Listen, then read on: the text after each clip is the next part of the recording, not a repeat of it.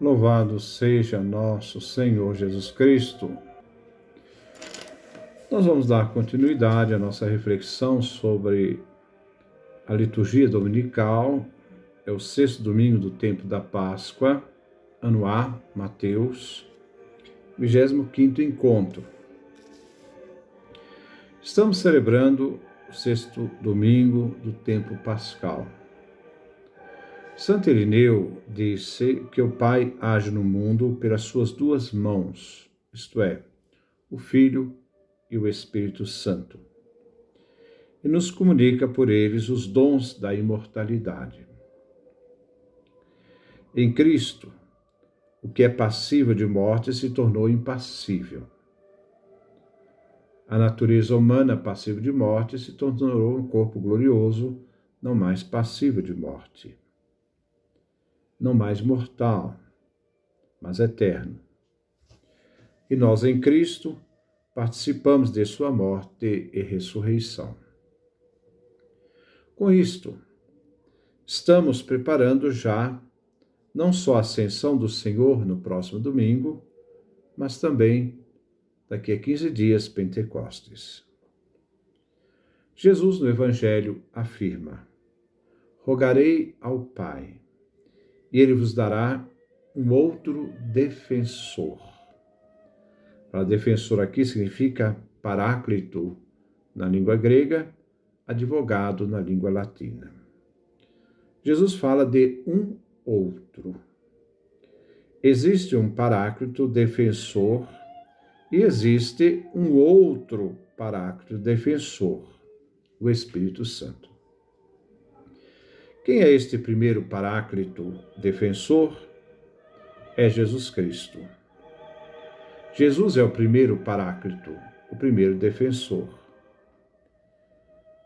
Na primeira carta de São João, capítulo 2, versículo 1, diz: se alguém pecou, temos um advogado, isto é, um paráclito, um defensor, junto do Pai, Jesus Cristo. Jesus hoje nos falará disto, no Evangelho. Queremos nos aprofundar no mistério de Jesus Cristo, a salvação realizada por nós, através da redenção, e a nossa participação neste mistério. A antífona de entrada é tirada do profeta Isaías, capítulo 48, versículo 20. É o segundo Isaías. Essa parte faz parte do exílio da Babilônia, porque o segundo Isaías vai do capítulo 40 ao capítulo 55. Anunciai com gritos de alegria, proclamai até os extremos da terra. O Senhor libertou o seu povo. Aleluia. A comunidade cristã se reúne em oração eucarística para anunciar a salvação com gritos de alegria. Ela vem convidada a proclamar, a anunciar até os extremos da terra a boa nova da libertação que o Senhor realizou em favor do seu povo. Esse povo conquistado com o sangue do seu Filho. É a celebração da nossa salvação, da saída do exílio de nossos pecados para a liberdade da graça divina realizada por Jesus Cristo, é que nós vamos celebrar com alegria. A primeira leitura é tirada do livro dos Atos dos Apóstolos, fala do diácono Filipe e da evangelização da Samaria. Atos, capítulo 8, versículos 5 a 8, versículo 14 ao 17. O ministério de Filipe, além dos sinais e prodígios realizados, veio fundado na pregação do Evangelho. Eles seguiam com atenção as coisas que Filipe falava. Atos, capítulo 8, versículo 6. Com a chegada dos apóstolos a Samaria, eles ficaram sabendo, que eles haviam sido batizados por Filipe, mas ainda não haviam recebido o Espírito Santo. Os apóstolos então vieram para ver o que estava acontecendo na Samaria. Lá, vendo aqueles que haviam sido batizados em nome do Senhor Jesus, eles então impuseram as mãos sobre os samaritanos, a fim de que recebessem o Espírito Santo. A leitura aqui nos faz distinção de dois sacramentos. Haviam recebido o batismo. Segundo, os apóstolos depois impuseram as mãos para que recebesse o Espírito Santo. Vemos aqui distinto o batismo e a crisma, o sacramento da unção com o Espírito Santo. A igreja continuava se expandindo. Era que se difundiu de Jerusalém, na Judéia, na Samaria, e se preparava para, em Paulo, apóstolo dos gentios, chegar até os confins do mundo, anunciando a Jesus, o Salvador. Foi com a morte do diácono Estevão que iniciou a perseguição dos helenistas, judeus cristãos de origem grega. E por causa dessa perseguição, o evangelho avança para Samaria. O salmo responsorial é o Salmo 65, 66. É um salmo do pós-exílio da Babilônia. Um salmo que expressa ofertas de gratidão, uma oração de amor agradecido a Deus, em reconhecimento dos prodígios que ele realizou em favor do seu povo eleito. O refrão é tirado do versículo 1 e versículo 4a. Aclamai ao Senhor, ó terra inteira. Cantai salmos a seu nome glorioso. A comunidade de fé celebra um louvor a Javé Deus, convidando toda a terra, a criação, a se unir neste canto.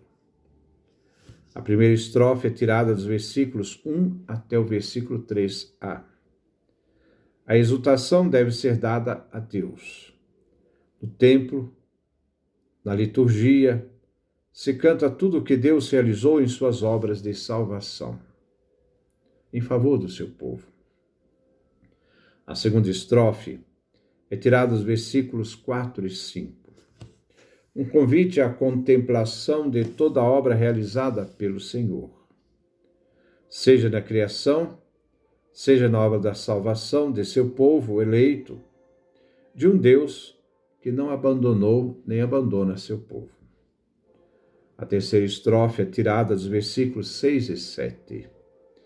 Deus agiu na história do seu povo, libertando-o do Egito. O mar ele mudou em terra firme, fazendo seu povo atravessar a pé enxuto. Ele manifesta seu poder e por isso se deve celebrar com alegria. A quarta estrofe é tirada dos versículos 16 e versículo 20. Um convite à celebração no templo. A comunidade deve celebrar e se alegrar pelos feitos do Senhor. O salmista quer relatar todo o bem que Javé Deus operou em seu favor. Ele age e deve ser louvado. Deus age e deve ser louvado. Ele é o Deus bendito, pois escuta as súplicas de seus fiéis. Ele atendeu o seu fiel como atendeu o seu povo, ouvindo a oração e o clamor, diante das angústias passadas no exílio, e manteve vivo seu amor e sua presença diante do salmista, como também de todo o povo. A segunda leitura é tirada da primeira carta de São Pedro, capítulo 3, do versículo 15 a 18. Pedro nos exorta a fazermos essa experiência profunda de Jesus Cristo, pois assim poderemos dar razão da fé que funda a nossa esperança. A todos que encontramos e que pede para conhecer nossa fé. Devemos testemunhar em nossa vida Jesus Cristo com mansidão e respeito, e de boa consciência. Virtudes necessárias para anunciar Jesus, razão de nossa fé e esperança.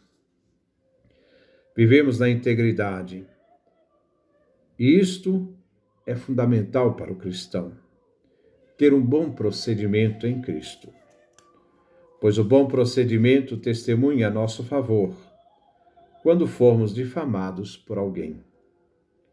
Pedro diz que é melhor sofrer por praticar o bem do que por praticar o mal. A maior parte dos nossos sofrimentos é fruto das más escolhas, dos maus procedimentos, consequências de nossos atos e escolhas. O grande exemplo de quem sofreu praticando o bem foi Jesus Cristo. Ele morreu por nós. Sua morte foi única e irrepetível. Morreu pelos nossos pecados. Nós praticávamos o mal. E Jesus, o justo, sofreu e morreu pelos injustos, isto é, por nós. Ele sofreu e morreu, deste modo, para nos conduzir ao Pai. A morte de Jesus foi uma morte real. Sofreu a morte na sua natureza humana, pois quem pecou foi o homem, não Deus. Era o ser humano que precisava ser resgatado, não Deus. Jesus, na sua natureza humana, morreu e nos abriu as portas da eternidade e nos conduziu ao Pai. Mas aquele que morreu, ressuscitou, recebeu uma nova vida pelo Espírito. O Evangelho foi tirado de São João, capítulo 14, do versículo 15 a 21. Devemos aqui ter em mente que os capítulos 13 até o 17 formam uma unidade. Por isso, não se deve tirar as palavras do contexto que Jesus está falando. Jesus prepara seus discípulos para confiar no Pai e nele, diante daquilo que eles irão passar com a morte violenta e a ressurreição de Jesus. É necessário que os discípulos estejam reunidos e unidos no amor. Se me amais, guardareis os meus mandamentos. Jesus refere aqui a mandamentos no plural.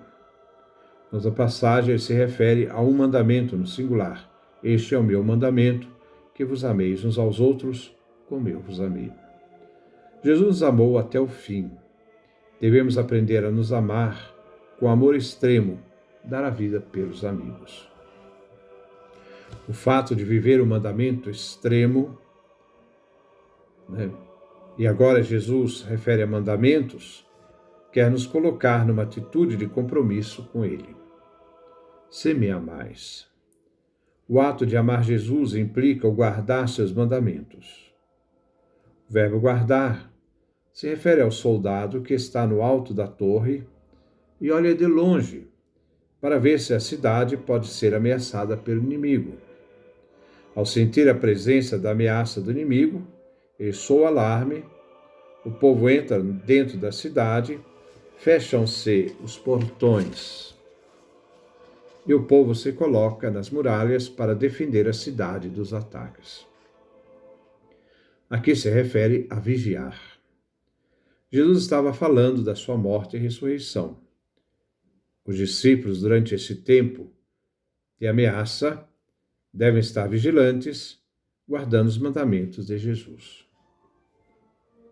O guardar os mandamentos de Jesus fará com que Jesus rogue ao Pai, e ele então dará um outro defensor, que vai defender os discípulos, um outro paráclito. Nós vimos no comentário inicial, existem dois paráclitos.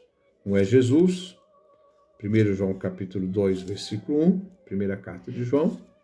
Outro é o Espírito Santo, Evangelho de João, capítulo 14, versículo 16.